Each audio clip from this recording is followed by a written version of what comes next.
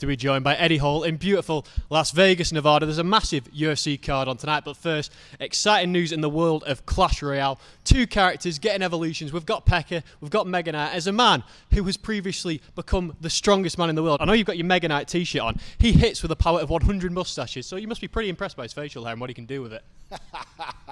I am for sure. I think he's like a replication of myself in some way, so that's why I'm Team Mega Knight for sure. Absolutely, I can see it that way. And the fact that they've got this evolution. Later tonight on the UFC commercial, they're going to be going toe-to-toe.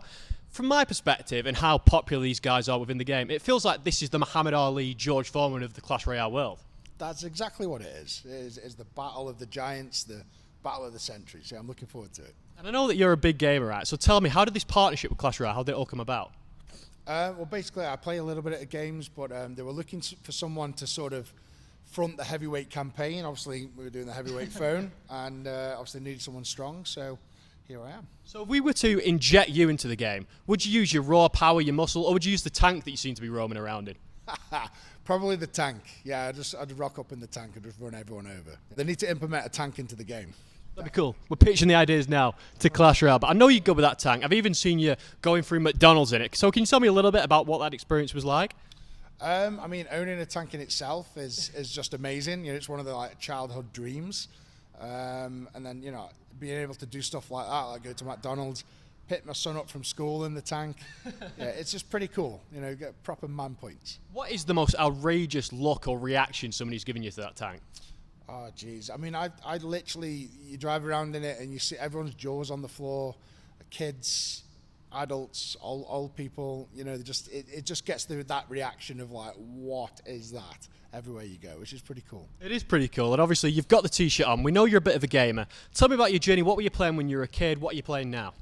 Oh, when I was a kid, it was Resident Evil, Final Fantasy, Silent Hill, and then GTA. GTA, yeah, stuff like that. There's a game called Red Alert. Okay. Yeah, like Command & Conquer Red Alert. So I'm into all those kind of games. And now you've got a son, obviously. You're playing with him, and who wins when you two play? Oh, he wins all the time. Yeah, you cannot beat a child's reflexes when it comes to gaming.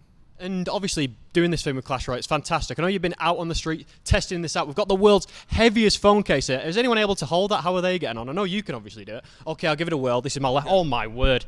Well, that is the strongest. That is incredibly heavy. I'm going to put it on my lap because I think my hand might disintegrate as I hold it. But yeah, was anyone able to hold it today? Were they struggling? There was one or two that could, actually. One or two did all right. But I would say most of them failed. Yeah, I can imagine, because I just potentially failed right there. Yeah, you pretty much did. Yeah, but I mean, I'm going to hold it on my lap and hopefully we can get through the rest of this interview without my legs disintegrating through the floor. But away from Clash Royale, I know you're a massive UFC fan.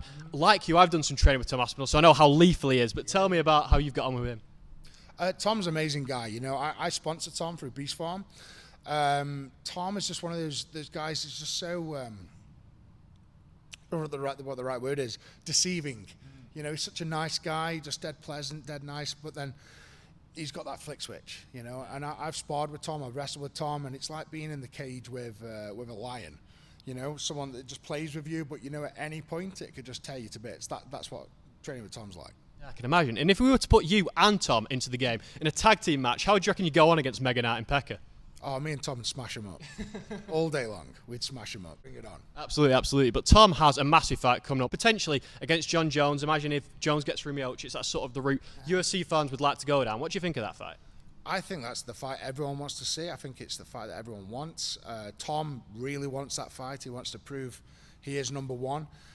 Jon Jones, he's got this fight coming up. If he wins or not, I think it'd be probably wise of him to retire before he fights Tom, because Tom Aspinall is it's just a different league. It's like I think Tom would wipe the floor with Jon Jones, if I'm being honest. Exciting times. I'm definitely looking forward to it. Eddie, I really appreciate you talking to me. I really appreciate you giving me an opportunity to hold this, even though I failed. But before I let you go, is there anything else that you'd like to add or talk about? Not at all, mate. Just thank you very much. That's been awesome. You're very welcome. Thank you, Eddie. Thanks, man.